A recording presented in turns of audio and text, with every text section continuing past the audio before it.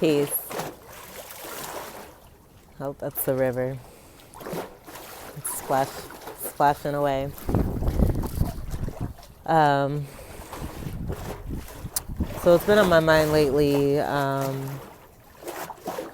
lot of what I've started off doing career-wise ever since I've been able to has been about human services and empowerment and helping other women, men too, and children as well. And so I made a story right before this one, but it didn't quite thoroughly explain. Like, I'm not trying to destroy or destruct anything. I'm here to debunk programming and to share that and what I've learned so that others don't feel imprisoned or like they're stuck. So I can just speak on my own experience with marriage, and that river is really popping. Oh my God, I love it. Okay. So I married my high school sweetheart, and I had my daughter. I have 2 kids. I had my daughter before I got married. My ex-husband's family didn't want us living together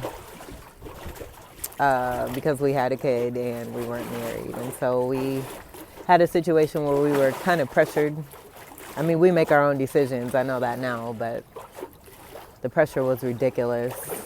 We pretty much were living in sin, according to everyone else. I mean, I pretty much have, before awakening, have lived my life for everyone else except for Ronnie. And so enough of that shit. And I'm just here to share my story so that other people who may be in my situation or similar situation, not my situation because everyone has their own journey, but a similar situation where because of this, you had to do this with your life. And so I got married to who was considered a high school sweetheart, even though I met him at the end of my junior year. Whatever. And so we stayed married. We were together for almost 20 years. And then I was married for 12 years. And so throughout that whole time, and he would even say this too, like, it's just not what marriage, I mean, who knows what marriage is supposed to look like? You just know within yourself if you're meant to be with someone and if you're not. And so I didn't see it right away, but I would journal and notice that I was doing a lot of crying almost every day. I had low self-esteem. I was doing everything for everybody else except for myself. I wasn't taking care of myself. I wasn't loving myself. But I felt I had to get married.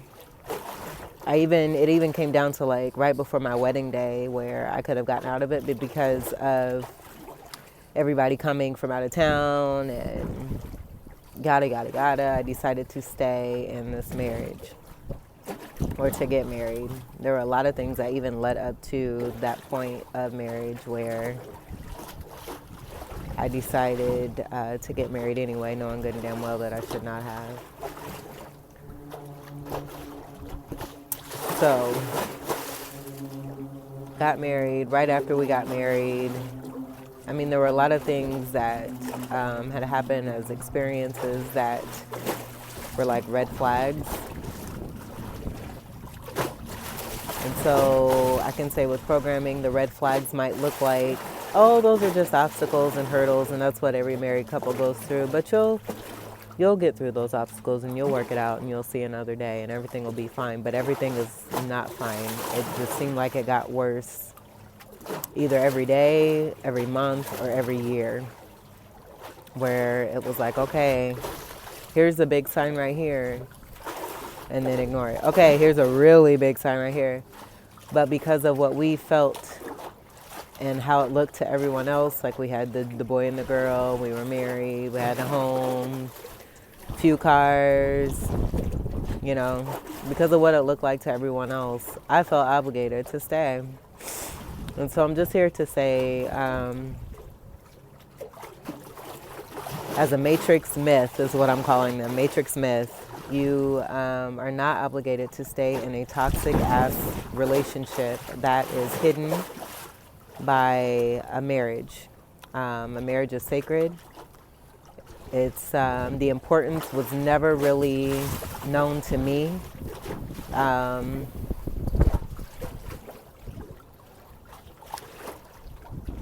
Now that I'm at a higher vibration and I know the work that I had to do, and actually once I filed for divorce. Once I divorced my ex-husband, I had to go through a few more karmic cycles to help me wake up just a little bit more. And then I ended up meeting my twin, who took me through like massive triggers and helped me be the awesome empress that I am today. And so I'm just here to say that do not feel, I no longer feel an obligation, and I'll share this with all my friends and whoever I connect with, that I don't feel obligated to stay in a marriage.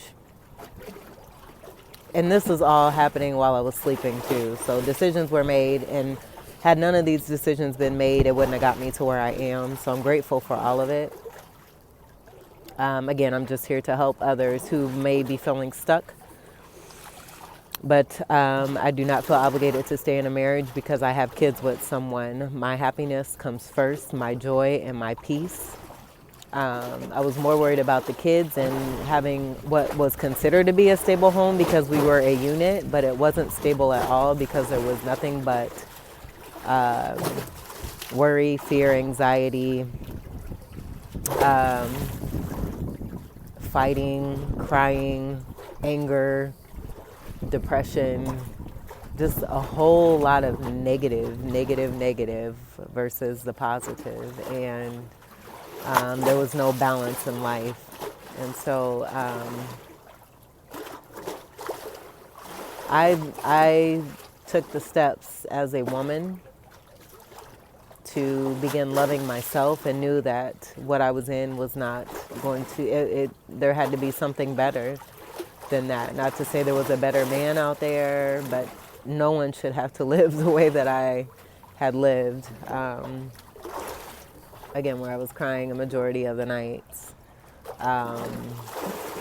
It was really bad. It was very toxic. It was abusive. Yeah, so Matrix myth, don't feel obligated to stay with someone because you have children by that person. It's possible that that relationship happened as a karmic cycle in order for both parties and whoever else is involved to learn a certain lesson in order to reach a higher point on their journey. So, and also with that being said, with the kids, the high school sweetheart thing too, it's not all that it's chalked up to be.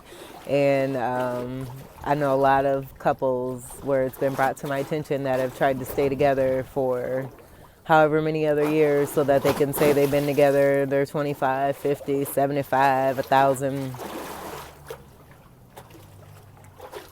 But then what does it really mean when you're going home and closing the door behind closed doors? What is, you know? And I'm not saying this is for everybody and every relationship. There are a lot of couples that have actually been together and high school sweethearts who still love each other. And that's beautiful. That's great. But Ronnie here was in love with the ideas and the notions rather than focusing on the feeling that came from inside and the big ass nose that I kept ignoring.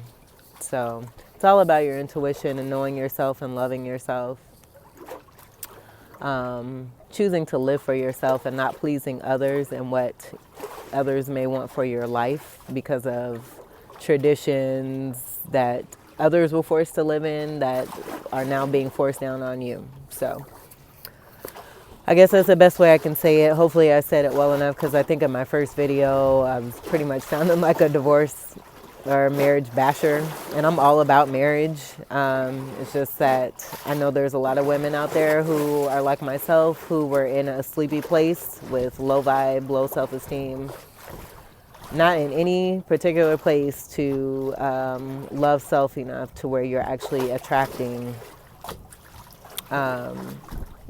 someone who matches your worth, because we're not aware of our worth. So once you're aware of your worth and you are into really truly loving yourself and have that high vibration, that's what will come to you. And that's not where I was at the time. I was not at a high vibration. So I hope this was clear. I'm really just, I don't know, it was in my heart to speak this message and to get this out. So MatrixMyth, peace.